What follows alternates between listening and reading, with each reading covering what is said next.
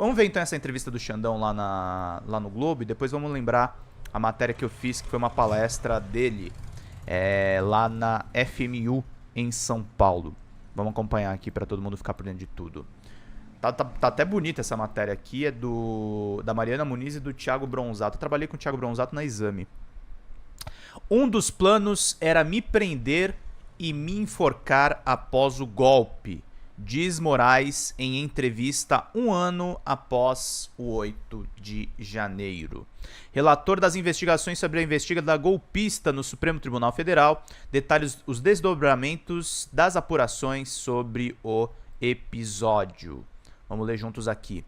Na estreia da série de entrevistas e reportagens do Globo sobre os ataques do 8 de janeiro, que estão prestes a completar um ano, o ministro Alexandre de Moraes, relator das investigações sobre a investida golpista no Supremo Tribunal Federal, detalha em entrevista os desdobramentos das apurações sobre o episódio. O magistrado que também preside o Tribunal Superior Eleitoral, TSE, conta que a investigação desvendou 3 planos contra ele que envolviam até homicídio. Pergunta o Globo. Onde o senhor estava no dia 8 de janeiro? Após a posse do presidente Lula, eu viajei com a minha família para a Europa e estava em Paris no dia 8 de janeiro. Meu filho me mostrou imagens das pessoas invadindo o Congresso. Liguei imediatamente para o ministro Flávio Dino, da Justiça, e perguntei a ele como tinham entrado, porque havia ocorrido uma reunião de órgãos de segurança e que tinha ficado proibida a entrada de manifestantes na esplanada dos ministérios.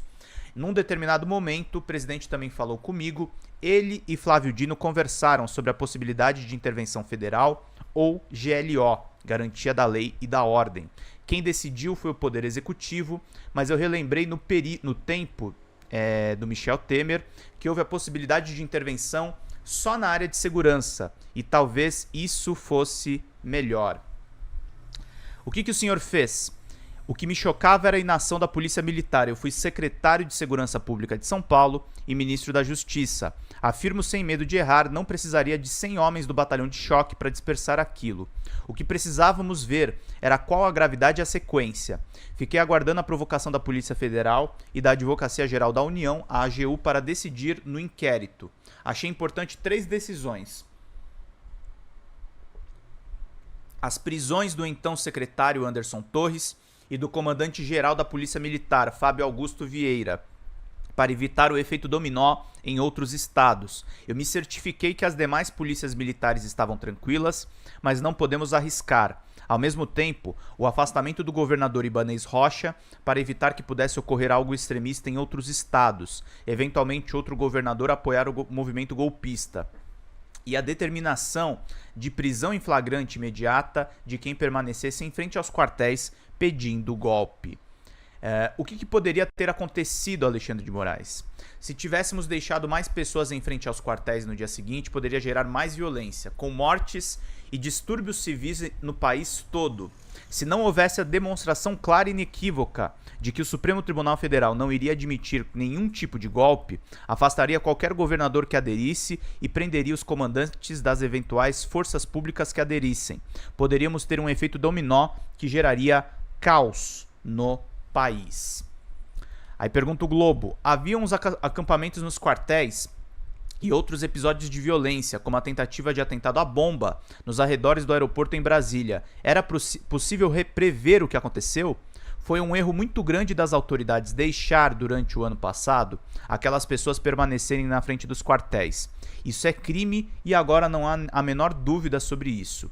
O Supremo Tribunal Federal recebeu mais de 1.200 denúncias contra quem estava acampado pedindo golpe militar, tortura e perseguição de adversários políticos. No dia do segundo turno, também tivemos um problema grave com a Polícia Rodoviária Federal, a PRF, objeto do inquérito que inclusive gerou a prisão do ex-diretor, o Silvinei Vasquez. Houve greve dos caminhões tentando parar o país, a violência estava numa crescente. No dia da diplomação, dia 12 de dezembro de 2022, houve prisões após a tentativa de invasão da Polícia Federal.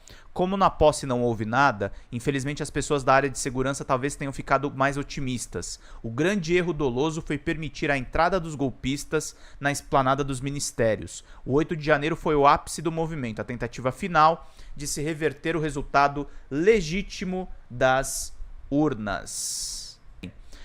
Pergunta o Globo, o que a investigação já delineou sobre o plano golpista? Nas investigações e nos interrogatórios de vários desses golpistas, temos os discursos nos quartéis onde estavam acampados e diziam que deveriam vir para Brasília, de vários financiadores. A ordem era que deveriam vir, invadir o Congresso e ficar até que houvesse uma GLO para que o exército fosse retirá-los. E então eles tentariam convencer o exército a aderir ao golpe, o que mostra o acerto de não se decretar a GLO, porque isso poderia gerar uma confusão maior e sim uma intervenção federal. Não que o exército fosse aderir, pois em nenhum momento a instituição flertou com a ideia, em que pese alguns dos seus integrantes terem atuado e todos eles estão sendo investigados. Os executores já foram condenados, os financiadores estão sendo denunciados e há outras linhas de apuração da participação de militares e de autores intelectuais. Até onde a investigação vai chegar? Moraes diz claramente, não há limites. Não há limite. Todos aqueles que tiveram responsabilidade comprovada, após o devido processo legal, serão responsabilizados. Fala Cláudia Filler. Bom dia, Pedro. Bom dia, minha querida. Faltam 43 pilas, gente. Muito obrigado pela ajuda. É possível chegar aos autores intelectuais? Já se chegou a alguns financiadores, divulgadores e instigadores. Obviamente é possível chegar aos organizadores, inclusive intelectuais. Em menos de um ano já temos 30 condenados pelo plenário do Supremo Tribunal Federal. Não poderíamos deixar que aqueles que tentaram romper com a democracia no Brasil continuassem achando que uma eventual impunidade pudesse encorajá-los a tentar novamente. O ex-presidente Jair Bolsonaro fez uma série de ataques às urnas eletrônicas e ao sistema eleitoral. Qual que é a responsabilidade dele, Alexandre de Moraes? Todas as pessoas sobre as quais a Polícia Federal encontrar indícios serão investigadas, desde os executores até eventuais políticos. Mas isso a investigação é que vai demonstrar. Qual que foi a influência das plataformas digitais, as redes sociais, no 8 de janeiro? A regulamentação das redes sociais vai ser uma bandeira importante. Aliás, é o seguinte, tá? O que o Xandão tá falando aqui? Bolsonaro pode ser investigado pela PF, tá, queridos? Então, ó, Jairzão, fique esperto, tá? Que a PF pode fazer o toque, toque, toque, toque. Como diria a genial, porém muito doida, Joyce Hasselman. Vamos lá. Qual a influência das plataformas digitais no 8 de janeiro de 2023? A regulamentação das redes sociais vai ser uma bandeira importante no Tribunal Superior Eleitoral no primeiro semestre de 2024. Elas falharam, foram instrumentalizadas no 8 de janeiro, proliferaram um discurso de ódio antidemocrático, permitindo que as pessoas se organizassem para a Festa da Selma, que era o nome utilizado para o 8 de janeiro. O senhor foi alvo de um discurso de ódio e se deparou na investigação com planos para prendê-lo. Eram 3 planos. O primeiro previa que as forças especiais do Exército me prenderiam no domingo e me livrariam para Goiânia. No segundo plano, se livrariam do corpo no meio do caminho para Goiânia. Aí não seria propriamente uma prisão, mas um homicídio.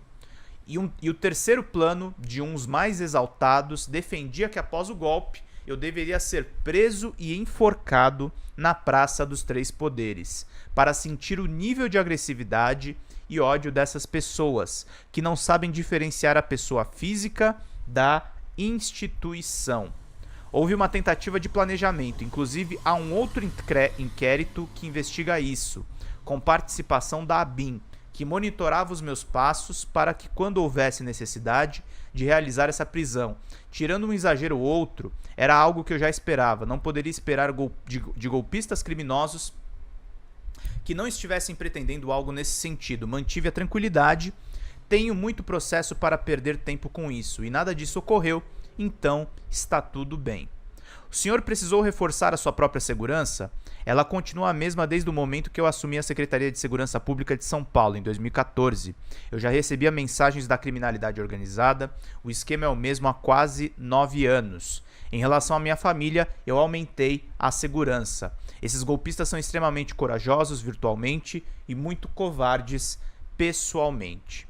Então chegaram muitas ameaças, principalmente contra as minhas filhas, porque até nisso eles são misóginos, preferem ameaçar as meninas e sempre com mensagens de cunho sexual. é um povo doente. Há críticas em relação às prisões feitas no 8 de janeiro. Elas são justas? Nunca vi alguém preso achar que sua prisão é justa. Analiso as críticas construtivas, mas eu ignoro as destrutivas. Nenhum desses golpistas defende que alguém furtou um notebook e não possa ser preso. E eles que atentaram contra a democracia, eles não podem. Os preços são de classe média, principalmente do interior, e acham que a prisão é só para os pobres. A justiça tem que ser igual para todos. Os críticos também dizem que as penas aos primeiros condenados foram altas. Quem faz a pena não é o Supremo Tribunal Federal, é o legislador. O Congresso aprovou uma legislação substituindo a Lei de Segurança Nacional, exatamente para impedir qualquer tentativa de golpe. São penas máximas, fossem aplicadas em todos os 5 crimes, pegariam mais de 50 anos, mas pegaram 17 no máximo. Se não quisessem ser condenados, não praticassem nenhum crime. Qual a lição que fica do dia 8 de janeiro? A primeira é impedir a continuidade dessa terra sem lei das redes sociais. Sem elas, dificilmente os atos golpistas teriam ocorrido de forma tão massiva. Na parte criminal eleitoral, todos os políticos, quando houver comprovação de participação, devem ser alijados da vida política, além da responsabilidade penal. Quem não acredita na democracia não deve participar da vida política do país. Ótima entrevista do Xandão, tá, gente? Foi capa do Globo ontem. Hoje tem uma vergonhosa do Múcio. Mas é isso. É o que tá rolando na imprensa. E olha que diferença, né, gente? Vamos voltar lá para 2016, quando eu fiz uma matéria sobre o Alexandre de Moraes. Olha aí, só para vocês lembrarem a mudança do Xandão e o papel dele na defesa da nossa jovem democracia. Porque chamado de golpista e com a cabeça a prêmio no governo Temer, Alexandre de Moraes tem dia de popstar em faculdade. Texto meu lá de 25 de outubro de 2024. Desculpa a falta de qualidade da foto, mas é uma foto tirada de celular. No dia 21 de outubro, uma sexta-feira, lá em 2016, tá, gente? A FMU do bairro da Liberdade de São Paulo recebeu o ministro da Justiça do governo Temer, Alexandre de Moraes. Ex-professor da Faculdade de Direito, ele foi elogiado pela coordenação do curso e pela reitoria. Foi primeiro lugar no concurso público, juraram eles, né? Tratado como superstar, Moraes veio acompanhado de uma assessora de imprensa e de 3 seguranças. Discursou por 40 minutos sobre Constituição e cidadania na Semana Jurídica Acadêmica. O auditório lotou e estudantes insatisfeitos ficaram do lado de fora. Nem sempre a lei e a justiça andam juntas. Nós tivemos uma ditadura militar, uma constituição, mas a interpretação dos direitos fundamentais eram normas sem efetividade real, disse o ministro que foi secretário de Alckmin na repressão aos manifestantes secundaristas entre 2014 e 2016. Arrogante, ele disse que vivemos em pleno Estado de Direito, embora não reconheça e nem faça uma autocrítica da polícia militar sob sua gestão. Eu era maldoso com o Xandão. Falou sobre os direitos LGBTQIAP+, reconhecidos pelo Supremo Tribunal Federal, na união de pessoas do mesmo sexo e das minorias, mas não deu um pio sobre os excessos das polícias. Do lado de fora, gritos abafados dos estudantes da FMU. Queremos entrar dentro do recinto. Os que conseguiram assistir à apresentação nas primeiras fileiras tiraram sarro dos excluídos. Vão entrar pra quê? Pra chamar ele de golpista? Não existe governo golpista, berravam lá de dentro. Foi inútil. Alguém gritou perto do fim da fala do ministro de Temer, fora golpista. Moraes recebeu perguntas do DCM antes dos demais jornalistas presentes no evento por escrito. Ao lê-las, contou para a assessora que não pretendia responder ninguém. Os repórteres protestaram e permaneceram no local até ter uma resposta. O ministro de Temer então tirou fotos com estudantes presentes. De acordo com a FMU, por ser um evento acadêmico, ele não foi pago pelo trabalho. Ao ser perguntado no evento da faculdade sobre a reação do presidente do Senado, Renan Calheiros, quando Moraes disse que os policiais legislativos extrapolaram ao retirar escutas importantes para a Operação Lava Jato, ele disse que desconhecia as declarações. Eu disse que, em tese, a prisão foi decretada porque tanto o Ministério Público quanto o Poder Judiciário entenderam que houve, por parte de 4 pessoas, um desvio de finalidade, disse o ministro. Ele alega que respondeu isso ao ser questionado se existe alguma briga entre a Polícia do Senado e a Polícia Federal. Renan disse na sexta-feira que repetiu numa coletiva dada a jornalistas que Alexandre de Moraes não tem se comportado como ministro de Estado, falando mais do que devia, dando bom dia a cavalo. Renan Calheiros, maldoso, né? O DCM perguntou a Moraes se ele não tem medo de ser exonerado depois da repercussão negativa das suas declarações.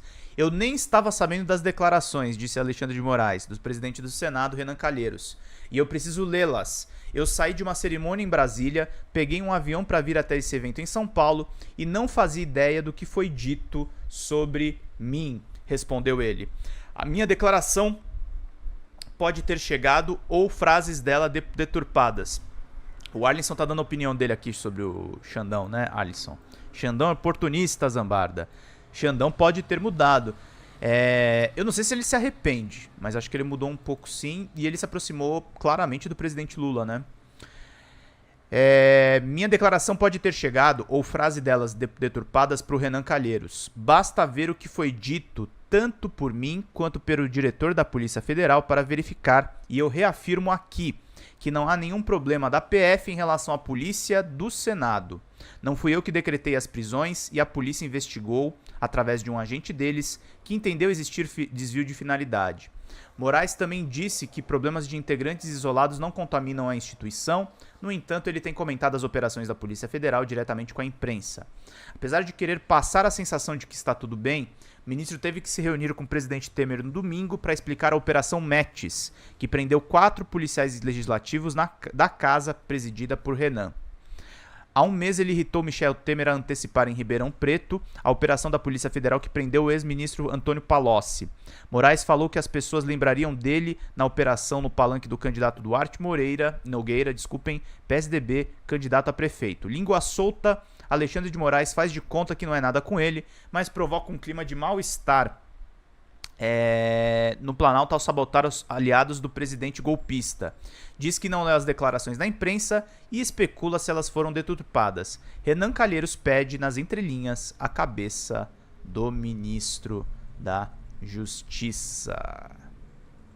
Eu estava lá com o Xandão, quando ele era popstar também da direita, né, gente? E é isso aí.